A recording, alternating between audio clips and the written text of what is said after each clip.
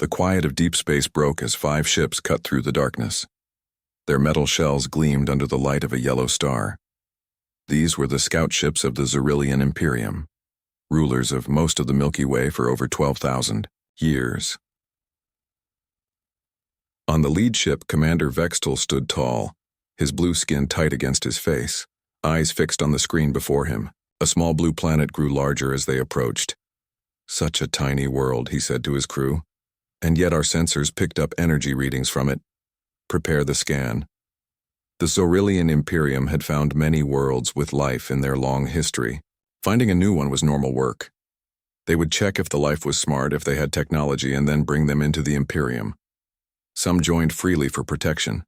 Others needed to be shown the power of the Imperium first. Far away on Earth, in a control room deep under the Rocky Mountains, a light began to flash red. "Sir!" "Unknown objects approaching from beyond Mars," shouted a young man at a computer screen. "Captain." Hansu rushed over, his uniform pressed perfectly, his face showing no fear though his heart beat faster. He had trained for this day, but no one truly believed it would come. "Are you sure it's not our ships? Or space junk?" he asked, his voice calm. The technician shook his head. "No, sir. They're moving too fast, too straight. 5 objects moving as one." Hansu nodded once and picked up a red phone. "This is Captain Hansu. Connect me to General Kim. We have a code blue." Within an hour, military bases around the world went on high alert. The few human ships in space, mostly research stations and the small Mars colony supply ships, were called to defensive positions. In her office in Seoul, General Kim ended her call with the world leaders and turned to her staff. "All nations are in agreement. We show no hostility, but we prepare for the worst." Her stern face showed no emotion, but her fingers tapped nervously on her desk. "Captain Hansu will lead our space response. Lieutenant Jiwon, you will head communication efforts." Lieutenant Jiwon stood up straight. At 32, she was Earth's best xenolinguist, an expert in possible alien languages. She had studied patterns that might cross species boundaries, mathematical sequences and universal constants that could form the basis of communication. "I'm ready, General," she said, though no one could be truly ready for humanity's first contact with alien life. In space, the 5 Xyrillian ships slowed as they passed the moon. Their scans swept over Earth, reading every signal, mapping every city, counting ships and weapons. "Primitive," said Commander Vextel, looking at the data. "They have just reached their own moon and established a small base on their red planet. Their weapons are crude. Their ships are few." His second-in-command nodded. "Standard procedure, then?" "Yes. We show force. They surrender. We bring them into the Imperium. Easy work." Vextel smiled, showing his sharp teeth. "Send the preliminary message. Let's see if they're smart enough to understand." On Earth, every communication system suddenly carried the same signal, a series of mathematical patterns followed by images. Simple drawings showed one planet bowing to another, small ships giving way to larger ones. In the communication center, Lieutenant Jiwon worked frantically. "It's first contact protocol," she explained to General Kim. "They're establishing basic communication using math and pictures. But the message is clear. They expect us to surrender." General Kim's face darkened. "Can you respond?" "I think so. They've given us enough to work with." Jiwon sent back a message using the same pattern but changed the images. Her pictures showed Earth standing equal to the other planet, not bowing. In D. Space, Commander Vextel laughed when he saw the response. "How cute. They think they have a choice." He turned to his weapons officer. "Fire a warning shot. Nothing that will hurt them, just enough to show our power." A bright beam of energy shot from the lead Xyrillian ship, striking the waters of the Pacific Ocean. The beam created a column of steam visible from space, but caused no real damage. On his ship, Dauntless, one of Earth's few military space vessels, Captain Hansu watched the display of power with growing anger. His ship was small, just big enough for 20 crew members with minimal weapons designed for asteroid defense. It orbited Earth alongside 6 similar vessels, their hulls gleaming in the sunlight. "They're testing us," he said to his crew. showing us what they can do. His communication officer looked up from her screen. Captain General Kim orders all ships to hold position. Do not engage. Hansu nodded, but his hands tightened on the edge of his command chair. As he watched, the alien ships moved closer to Earth. Where are they heading, he asked. Their course will take them over Beijing, then New Delhi, replied his navigator. They seem to be positioning to showcase their presence over our largest population centers. Hansu stood up suddenly. No, they don't get to threaten our people. Sir, our orders. I know our orders. Hansu's voice was quiet but firm. But sometimes you must act before it's too late. Helm, move us into their path. Weapons power up but do not target yet. The Dauntless broke formation, its engines flaring as it moved to intercept the alien vessels. Earth vessel, return to your position, came Ji-won's voice over the communication system. Captain Hansu, stand down. Hansu clicked off the communication. We will not fire first, he told his crew. But I will not let them parade over our cities like conquerors. If humanity is to meet aliens for the first time, we meet them as equals, not as targets. The Dauntless positioned itself between the Zorillian ships and Earth. On his command ship, Vextol noticed the small human vessel. What is this? He asked, amused. One tiny ship thinks it can stop us. Target it with a low-power beam. Push it aside.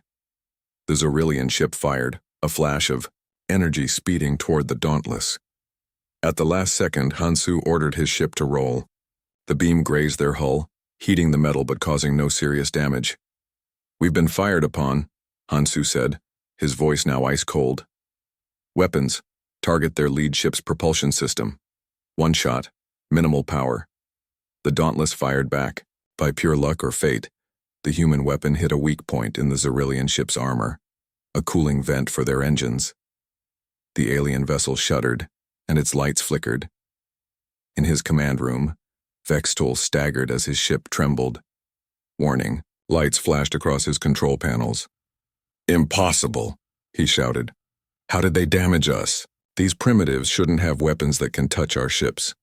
His crew worked quickly to stabilize their systems. The damage was minor, but the shock was total. No new species had ever damaged a Zorillian ship on first contact. Vextol's face darkened with rage. Pull back. All ships, retreat to safe distance. He tapped a communication panel. Send word to Admiral Crixus. We've found a species that doesn't know its place. We'll need a battle group to teach them proper respect. As the Zorillian ships pulled away, on the Dauntless, Captain Hansu let out a long breath. His crew sat in stunned silence. Did we just fire on an alien ship? Someone whispered. Did we just hit an alien ship? Another added. Hansu looked at the retreating vessels. Yes to both, and they're not happy about it. He turned to his communication officer. Open a channel to General Kim. I'll take full responsibility. As the Zorillian ships vanished into deep space, humanity's brief moment of victory was overshadowed by the knowledge that they had just made their first enemy among the stars. And judging by the size and technology of those ships, the Zorillians would be back, with many more ships. 3 days passed since the alien ships left. 3 days of waiting, watching the stars, and preparing. Earth had never been so united. Old enemies set aside their fights. All eyes looked up to the sky. In the large underground war room in Seoul, General Kim stood before the world's leaders on a big screen. Her face showed no fear, but her eyes had not closed for more than a few hours since the aliens left. They will return, she said simply, and they will bring more ships. The American president leaned forward. How can we fight them? Their ships are far beyond our technology. We may not match them in space, General Kim admitted, but Earth itself has defenses they do not know about. She pressed a button, and the screen changed to show a mountain in Switzerland. The image zoomed in, and the mountain seemed to split open, revealing a massive cannon hidden inside. Project Thunderbolt, she explained. For 30 years, the nations of Earth have quietly built planetary defense systems, not against each other, but against the possibility of threats from space. Gasps and murmurs filled the room. Many leaders had not known the full extent of the project. They had approved parts of it for their own countries, but not seen the whole. 26. Energy cannons hidden in mountains, deserts, and under oceans. General Kim continued. Designed to fire into space with enough power to damage large ships. The Russian president nodded slowly. The one beneath Lake Baikal. I thought it was only a test project. As did I about the one in the Sahara, added the African Union chairperson. General Kim allowed a small smile. Compartmentalization. No one nation knew everything, but now we bring them all online together. In another room nearby, engineer Tejo worked with a team of technicians. At 45, he had spent most of his career on Project Thunderbolt. His fingers moved quickly over a keyboard, his eyes never leaving the screens showing power levels and targeting systems. The cannons were not meant to be used this soon, he told a young technician. We must increase power output by at least 30% to be effective against their ships. Can the systems handle that much power? Asked the technician. Tejo shrugged. We will find out. Better to burn out our systems than to surrender our planet. In space, Captain Hansu had been promoted to admiral. His single act of defiance had made him a symbol of Earth's resistance. Now he commanded Earth's small fleet of 7 military vessels and 12 converted civilian ships. They practiced formations, targeting, and evasive maneuvers. Not much of a fleet, said his new second-in-command as they looked at the ships on their screen. No, agreed Hansu. But we don't need to win in space. We just need to hold them off long enough for the ground batteries to target their ships. Suddenly, alarm sirens blared throughout the ship. A communications officer called out, Admiral, multiple objects detected entering the solar system. 50 ships at least. Hansu's face tightened. So they've returned. Alert all ships. Battle. Positions. And send word to Earth. They're here. Far away at the edge of the solar system, Admiral Crixus stood on the bridge of his massive dreadnought, the Eternal Dominance. Around his ship, 49 other Zorillian warships moved in perfect formation. His green uniform bore many medals from past conquests. These humans damaged one of our scout ships, he told his officers. An embarrassment that must be answered. We will show them the full might of the Imperium. His second-in-command bowed slightly. The scouts report they have minimal space defenses, only a handful of crewed ships. Then this will be quick, Crixus said with a smile. Set course for Earth. Full speed.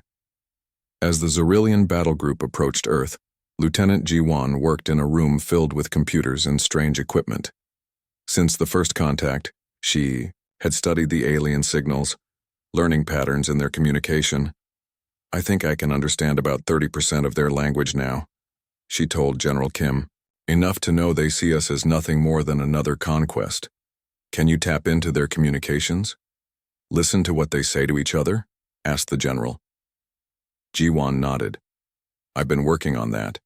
Their encryption is advanced, but they don't expect us to even try breaking it. That's their weakness. They underestimate us. The Zorillian fleet entered Earth orbit, spreading out to surround the planet. Admiral Crixus opened a communication channel to Earth, sending his message on all frequencies. In the war room, Ji-Wan translated as the alien admiral spoke. He says, people of Earth, your resistance is futile. The Imperium spans galaxies. Our power is beyond your understanding. Surrender now for merciful terms. Resist, and your cities will burn. General Kim listened, then stepped forward to the communication system. Translate this for them, Lieutenant. We respectfully decline. Ji-Wan looked surprised but sent the message. On his ship, Admiral Crixus received the human response and laughed. They decline? They have no idea what they face. He turned to his weapons officer. Target their largest cities. Show them what happens to those who defy the Imperium. The Zorillian ships moved into attack position, their weapons charged, glowing with energy that could reduce cities to ash.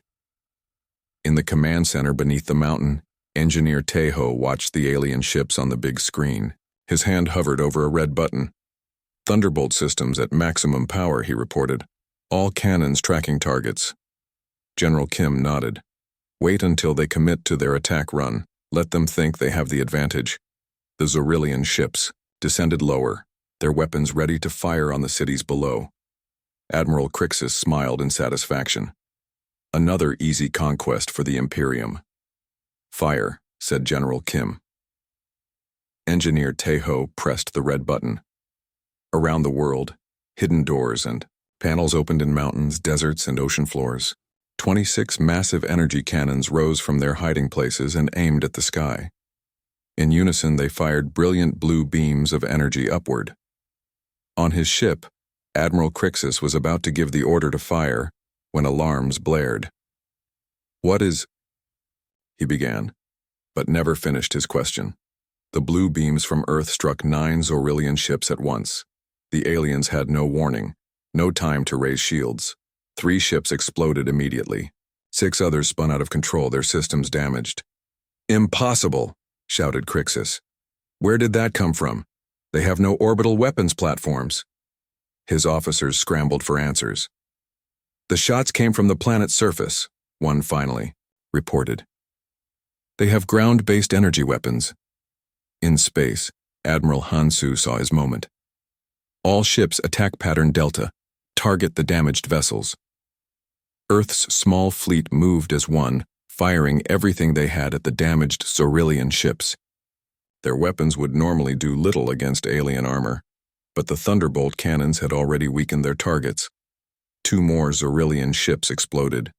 The others began to regroup, raising shields now that they knew the danger. "They're trying to move out of range of the ground batteries," called Hansu's tactical officer.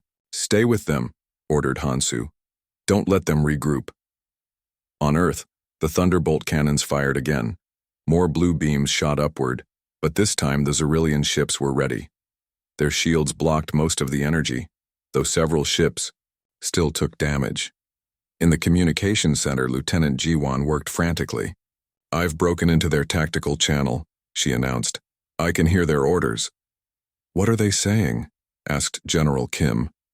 "They're confused, shocked. They didn't expect planetary defenses of this level." Jiwan listened more. "They're ordering their ships to target the cannon locations." Engineer Tejo nodded grimly. "We expected that. The cannons have their own shields, but they won't hold for long against direct attacks." The battle raged for hours. The Zorillian fleet, despite their surprise, still held the advantage in numbers and technology. 5 of Earth's cannons were destroyed. 3 of Earth's ships were lost. But the aliens had lost 12 ships, nearly a quarter of their fleet. No primitive species had ever inflicted such losses on an Imperial battle group. On the Eternal Dominance, Admiral Crixus faced a decision he had never expected to make. His face burned with humiliation as he gave the order. "All ships disengage. Retreat beyond their weapon range." As the Zorillian ships pulled back, cheers erupted in command centers around Earth. But General Kim did not cheer, nor did Admiral Hansu in space. "They'll be back," Hansu said quietly, "and next time, they'll bring an even bigger fleet." "General," Kim nodded, though she was millions of miles away. "Then we have work to do, because next time so will we." 6 months passed since the battle. 6 months of waiting, building, and preparing. On the Zorillian homeworld, in a grand hall with tall ceilings and walls covered in star maps, the high command of the Imperium gathered. 12 admirals sat at a round table, their faces serious. At the center stood Admiral Crixus, his uniform no longer bearing all its medals. His defeat at Earth had cost him much honor. "Show us again," ordered High Commander Zixor, the oldest and highest-ranking Zorillian, in the room. Crixus nodded and pressed a button. A hologram appeared above the table showing the battle at Earth. The commanders watched as the blue beams shot up from the planet's surface, destroying Zorillian ships. "In 12,000 years of expansion," Crixus said, his voice tight, "no primitive species has ever defeated an Imperial battle group. These humans have technology far beyond what their overall development should allow." "How is this possible?" asked one of the admirals. "They focused their research," explained Crixus. "Most species develop space travel, then weapons for space. These humans built massive ground-based weapons first. They also have an unusual talent for adapting. Their small fleet used our own damaged ships against us. High Commander Zixor stood, his tall frame casting a shadow across the table. This cannot stand. The Imperium's authority must be absolute. If one world successfully resists, others might try. He walked to a larger star map on the wall. I authorize a full invasion force, 500 warships including planet crackers and boarding legions. This Earth will learn the price of defiance. The other admirals nodded in agreement. One asked, "Who will lead this force?" Zixor turned back to the table. "I will command personally. This matter requires the highest attention." On Earth, in a new command center built inside Mount Fuji, General Kim met with the world's military leaders. The room buzzed with activity as people worked at computers and studied maps. "They will return," she told the assembled commanders, "and they will come with a force designed to overwhelm our defenses." A Chinese general spoke up. "Our spy satellites have detected no alien activity near our system. Perhaps they have given up?" General Kim shook her head. "They are an empire. They cannot allow a small world like ours to damage their reputation. They will come back stronger." In another part of the mountain, Engineer Tejo worked with scientists from around the world. The room was filled with parts from the damaged alien ships recovered after the battle. Tejo held up a small device. "Their shield technology is remarkable," he said to his team, "but not impossible to understand. We've already improved our Thunderbolt cannons by 30% using what we learned." A young scientist asked, "Can we build shields for our own ships?" "Not yet," Tejo admitted, "but we can improve our weapons to better penetrate their shields." In orbit around Earth, Admiral Han Su floated in zero gravity, watching as workers built new ships using both human and alien technology. What had once been a small fleet of military vessels was growing into a real space force. 26 new ships completed, reported his aide. 15 more under construction. Han Su nodded, pleased. "And the special project?" "On schedule. The Dreadnought will be completed in 3 months." Han Su smiled slightly. Earth's first true warship, built with everything they had learned from studying the alien technology. It would not match the most advanced Zorillian vessels, but it would be far more powerful than anything humans had built before. In a quiet room in Seoul, Lieutenant Ji-won, now promoted to colonel, worked with a team of linguists and computer experts. On screens around her, alien symbols scrolled continuously. "I've decoded nearly 60% of their main language now," she told a visiting General Kim. "And more importantly, I understand their communication protocols. When they return, we will be able to listen to everything they say to each other." "General," Kim nodded approvingly. "Good work, Colonel. Knowledge may be our greatest weapon." After the meeting, General Kim walked to a different part of the building where a small woman sat in a plain office. Moon-hee had no military rank or title, but everyone knew her importance. At 50 years old, with gray streaks in her black hair, she was Earth's greatest strategic mind. "You wanted to see me?" General Kim asked. Moon-hee nodded and pointed to a chair. After General Kim sat, Moon-hee spoke quietly. "We are preparing well," she said, "but not well enough. The Thunderbolt cannons, the new ships, the improved weapons, it won't be enough." General Kim frowned. "What do you mean?" "They will return with overwhelming force," Moon-hee explained. "They are an empire that has conquered thousands of worlds. They have resources we cannot match. If we try to fight them directly, we will lose." "Then what do you suggest?" asked the general, leaning forward. Moon-hee's eyes sparkled with intelligence. "We must change how they see us, change the battlefield itself." She stood and walked to a large screen on the wall, turning it on. It showed images of the solar system. "They think Earth is all we have," Moon-hee said. "Let them continue to think that." General Kim looked confused. "What do you mean?" Moon-hee pointed to Mars, then to Venus, then to the moons of Jupiter. "We have small colonies on these worlds. Small outposts. Places the aliens dismiss as unimportant." She smiled slightly. "What if they became important? What if they became our secret weapon?" Understanding dawned on General Kim's face. You want to build military bases on other planets? Hidden bases? More than bases, Moon-hee said. Shipyards, weapon factories, a second fleet that the enemy doesn't know exists. General Kim stood now too, excited but cautious. That would take enormous resources and secrecy. Yes, agreed Moon-hee. But we have one advantage. The aliens think they know our capabilities. They will prepare for what they've already seen, not for what we're building in secret. General.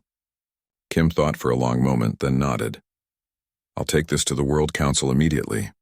If they agree, how quickly can we begin? We already have. For the past 3 months, I've directed resources to expand our Mars colony. Not for living space, but for production. General Kim looked surprised, then smiled. You began without approval? Moon-hee shrugged. Sometimes asking forgiveness is better than asking permission, especially when time is short. In space, beyond the orbit of Pluto, 3 Zorillian scout ships watched the Earth system from a safe distance. Their sensors scanned for defenses, for fleet movements, for anything that might threaten the coming invasion force. The humans are building more ships, reported a scout to Admiral Crixus, now serving under High Commander Zixer. Small vessels mostly. One larger ship that might be a crude dreadnought. Crixus nodded. As expected, they learn quickly, but not quickly enough to match 500 of our warships. The scout continued. They have also repaired most of their ground-based weapons and added more. Current count is 35 major energy cannons. Those will be our first targets, Crixus said. High Commander Zixer's plan is to destroy their planetary defenses from beyond their range, then crush their small fleet. What about their colonies on Mars and their other outposts? Asked the scout. Crixus waved his hand dismissively. Tiny settlements, a few hundred humans at most on each, not worth our attention. Once Earth falls, they will surrender or starve. Back on Earth, in the new shipyard hidden inside a crater on the far side of the moon, workers put the finishing touches on a massive ship. Its hull gleamed under the artificial lights and its weapons bristled along its sides. Admiral Hansu stood with Engineer Taeho watching the work. Our first true warship, Hansu said with pride. What shall we call it? Taeho thought for a moment, then smiled. Humanity's Resolve, he suggested. Hansu nodded, approving. A good name. But remember, this ship is just the beginning. Our true strength lies in what the enemy cannot see. As if to emphasize his words, a communication came through on his private channel. Admiral, this is Mars Base Alpha. The first 20 ships of the Hidden Fleet are complete. Jupiter Base reports similar progress. Hansu smiled. Good. Keep them concealed. As far as the Zorillians know, Earth stands alone. In her office, Moon-hee looked at a secret report showing the progress of humanity's hidden buildup. Hundreds of ships under construction in secret facilities throughout the solar system. New weapons being tested. Tactics being planned. Let them come, she whispered to herself. Let them think they know what awaits them. She looked up at a picture of Earth on her wall, beautiful and blue. They have no idea what humanity is truly capable of. 1 year after the first battle, the alarm sirens sounded across Earth once more. In command centers around the world, screens lit up with the same message. Massive fleet approaching. General Kim stood in the main control room, her face calm despite the news. Around her, officers rushed to their stations. How many? She asked simply. A young officer swallowed hard before answering. 500 ships, General. Maybe more. The room fell silent for a moment as everyone absorbed this news. 500 alien warships, 20 times larger than the fleet they had faced before. General Kim nodded once. Alert all defense stations, launch our fleet, and contact Admiral Hansu. Tell him, Operation Shadow begins now. High above Earth, the Zorillian armada appeared like stars suddenly born in the blackness of space. 500 warships, arranged in perfect formation. At the center floated the largest ship Earth had ever seen, the Imperial Will, High Commander Zixor's personal flagship. On its bridge, Zixor stood tall, his 6 fingers tapping against the arm of his command chair. "Status report," he ordered. An officer bowed slightly. "All ships in position, High Commander. Earth's defenses are as expected. 38 ground-based energy weapons and a fleet of approximately 60 vessels." Admiral Crixus, now serving as Zixor's second-in-command, studied the tactical display. "Their fleet has grown, but it's still no match for our armada, and we've modified our shields to better resist their ground weapons." Zixor nodded. "Begin as planned. Target their ground weapons first. No mercy this time." In space, Admiral Hansu stood on the bridge of humanity's Resolve, Earth's first true warship. Around his ship, 60 other vessels formed a protective screen around Earth. He knew they looked small and weak compared to the alien armada. That was exactly as planned. "All ships, defensive formation," he ordered. "Protect the Thunderbolt stations as long as possible." The battle began with a flash of light as hundreds of Xyrillian weapons fired at once. Their energy beams targeted the ground-based Thunderbolt cannons on Earth's surface. Despite improved shields, 7 of Earth's cannons were destroyed in the first volley. Earth fired back. The remaining Thunderbolt stations sent their blue energy beams into space, striking Xyrillian ships. But the aliens had learned from the last battle. Their improved shields held against most hits, though 3 ships still exploded under the assault. "They've adapted," reported Engineer Tejo from his control station on Earth. "Our weapons are less effective against their new shields." General Kim nodded grimly. "As expected, continue firing." The space battle grew fierce as Earth's fleet engaged the Xyrillian ships. Admiral Hansu's Humanity's Resolve led the charge. Its weapons, built with reverse-engineered alien technology, causing real damage to several enemy vessels. But the numbers were too great. For every alien ship damaged, 3 human ships were destroyed. The Xyrillian fleet pressed forward, methodically targeting and destroying the Thunderbolt stations one by one. After 3 hours of battle, the situation looked grim for Earth.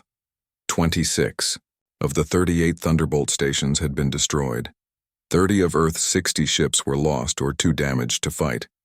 The Xyrillian fleet, though it had lost nearly 40 ships, still had overwhelming force.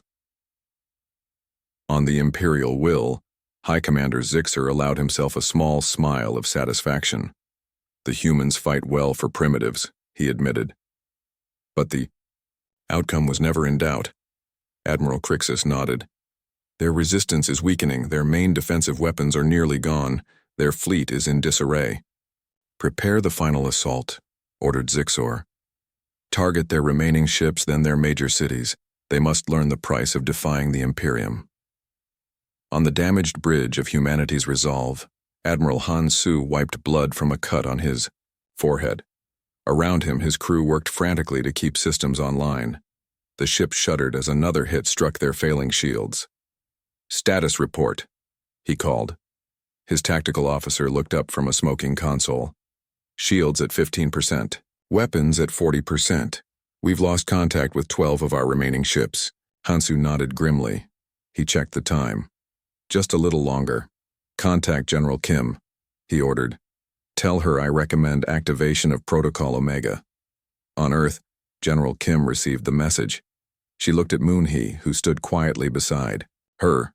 "It's time," Moonhee said simply.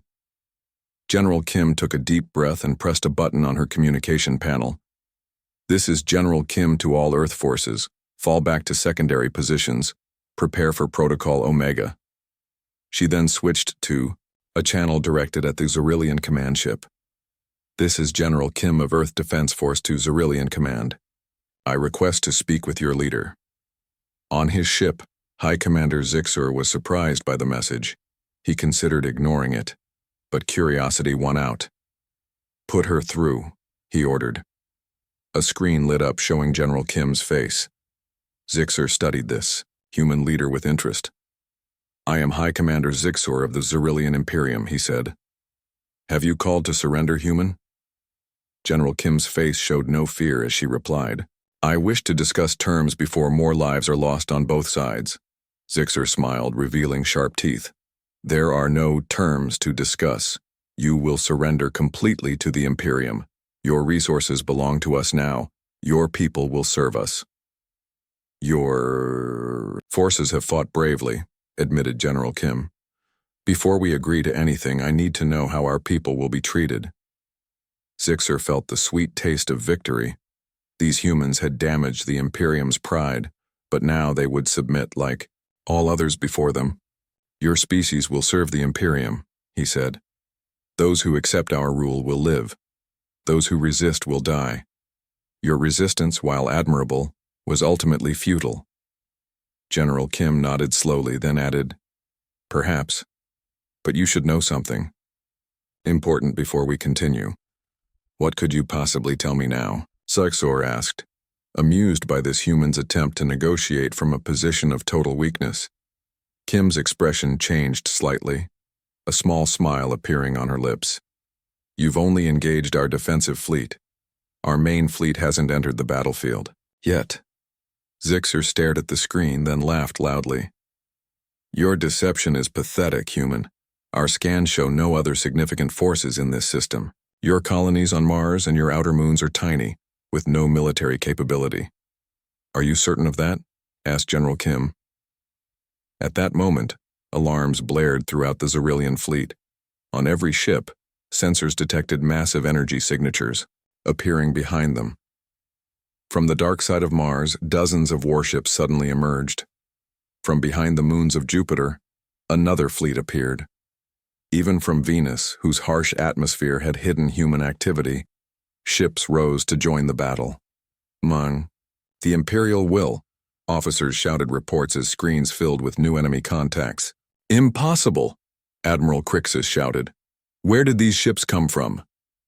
High Commander Zixer stood frozen in shock. How many? At least 300 ships, reported a tactical officer. Possibly more. And they're using our own technology. Their weapons and shields are similar to our own designs. From the dark side of the moon, the largest human ship yet seen emerged. Nearly the size of Zixer's flagship, it moved toward the battle with dozens of escorts. On its bridge, Commander Moonhee sat calmly in the captain's chair. For the past year, she had overseen the secret construction of Earth's true fleet, hidden from alien eyes. All ships attack Formation Delta, she ordered. Target their command ships first, do not let them regroup.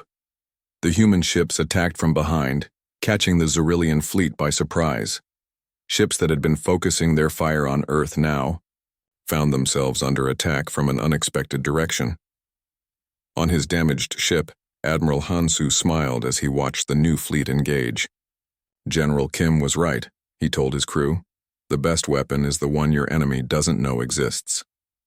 The Xerillian fleet, caught between Earth's remaining defenses and the surprise fleet, struggled to respond.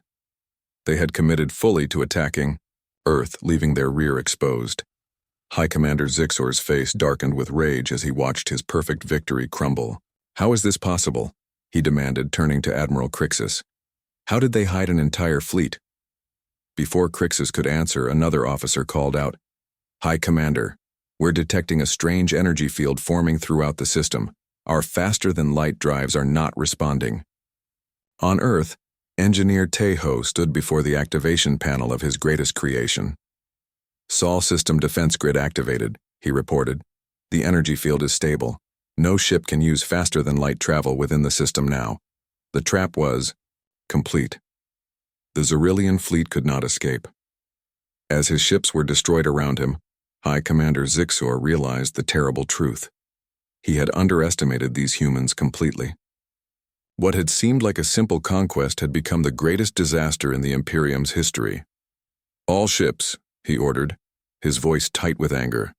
Regroup and counterattack. We still outnumber them combined. We will not be defeated by primitives.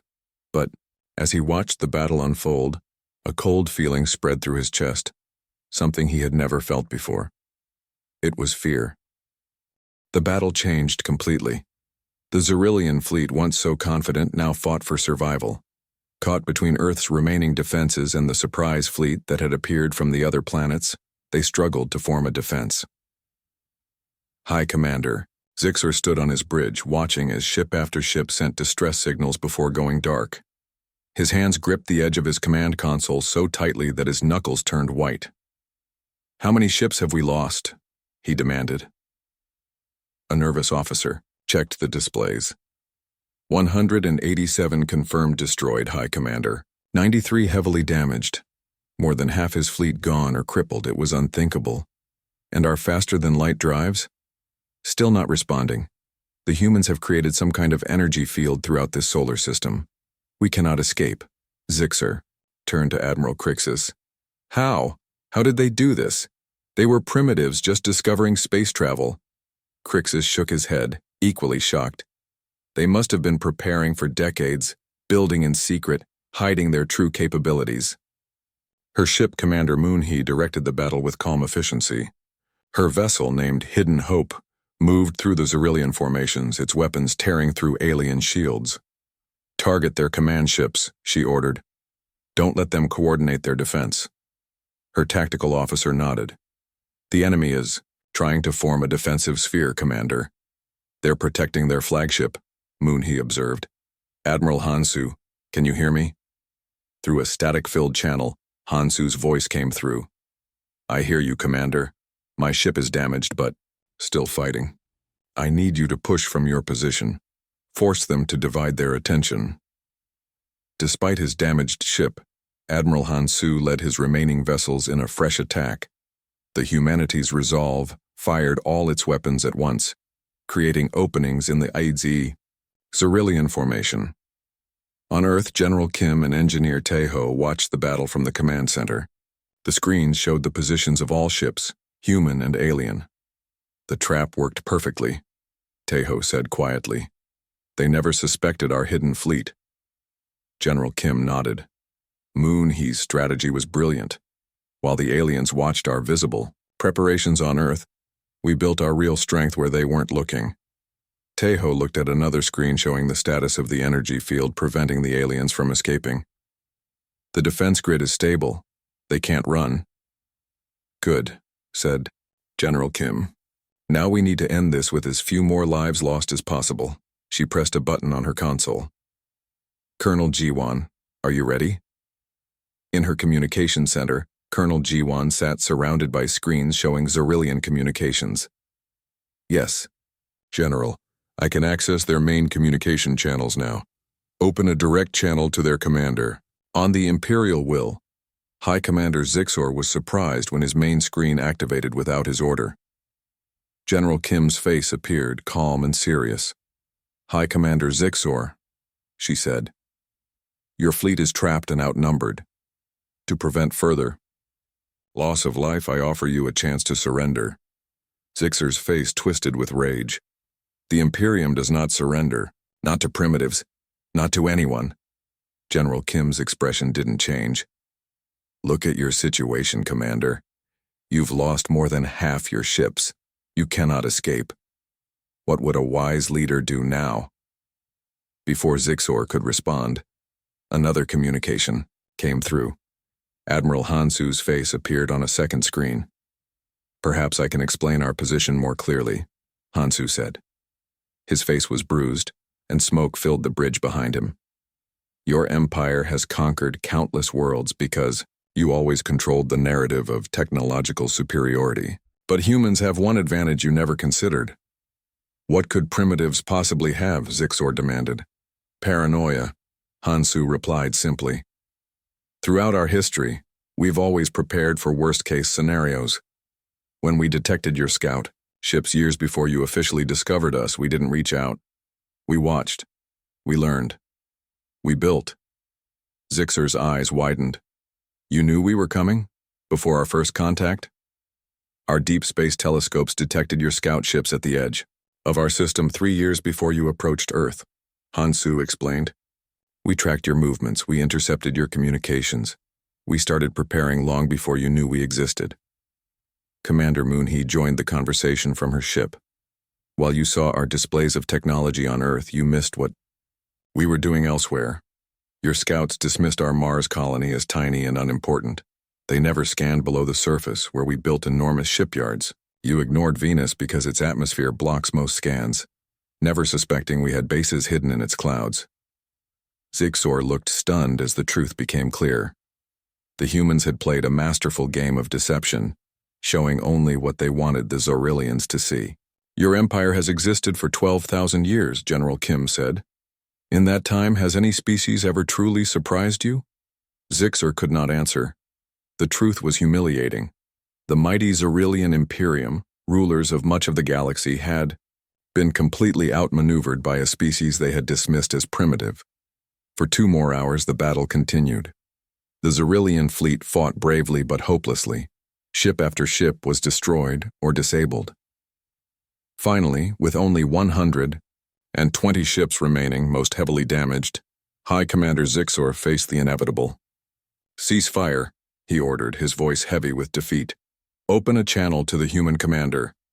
General Kim's face appeared once more on his screen. "The Zorillian fleet will stand down," Zixor said formally.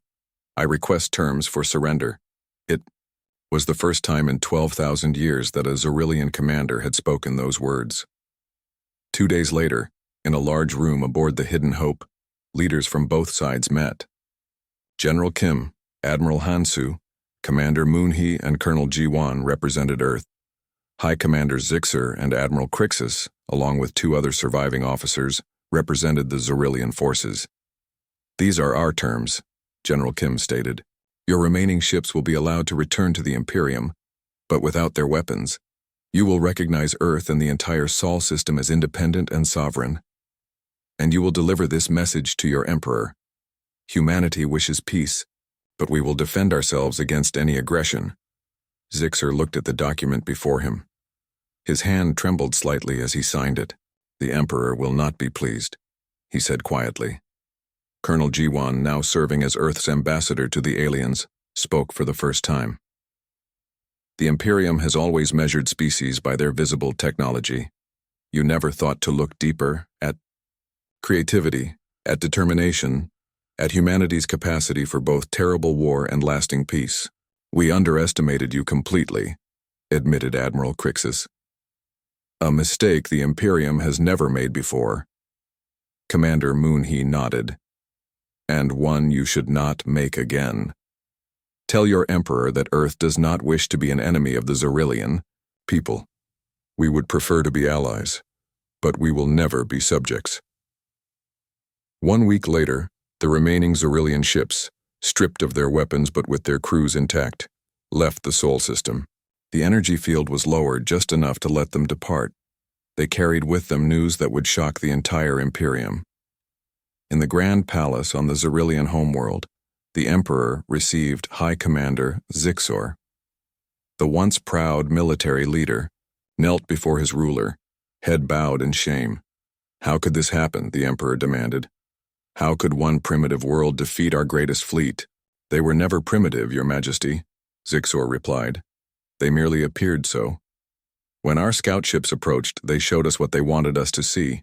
While we prepared to fight the Earth we could observe, they built their true strength. In secret." The Emperor's advisor approached, holding a datapad. "Reports are already spreading throughout the Imperium. 3 vassal worlds have declared independence after hearing of our defeat. Others are showing signs of unrest." "How can one species pose such a threat?" the Emperor demanded. The advisor activated a hologram showing the moment when Earth's hidden fleet had emerged from behind Mars, Venus, and Jupiter. The recording included General Kim's now famous words, "You've only engaged our defensive fleet. Our main fleet hasn't entered the battlefield yet." The Emperor stared at the hologram, then at the star map on the wall of his throne room. Earth, once an insignificant dot, now glowed as a new power in the galaxy. "Watch them closely," he ordered finally. "This species is unlike any we have encountered before. They may be enemies or allies in the future, but they will never be subjects of the Imperium." On Earth, celebrations continued for weeks. Humanity had faced its greatest challenge and survived. More than survived. They had shown the galaxy that despite being new to the stars, they were a force to be respected. In her quiet office, Moonhee looked at reports from across the solar system. The secret was out now. Humanity's hidden strength revealed. They would need new strategies for the future. What now? Asked General Kim, visiting her strategic advisor. Moon-hee smiled slightly. Now we build openly. Now we reach out to other species in the galaxy. Now we show the stars not just humanity's strength in war, but our greater strengths: creativity, compassion, and courage. General Kim nodded. From one small world to the stars. Yes, agreed Moon-hee. And this is just the beginning.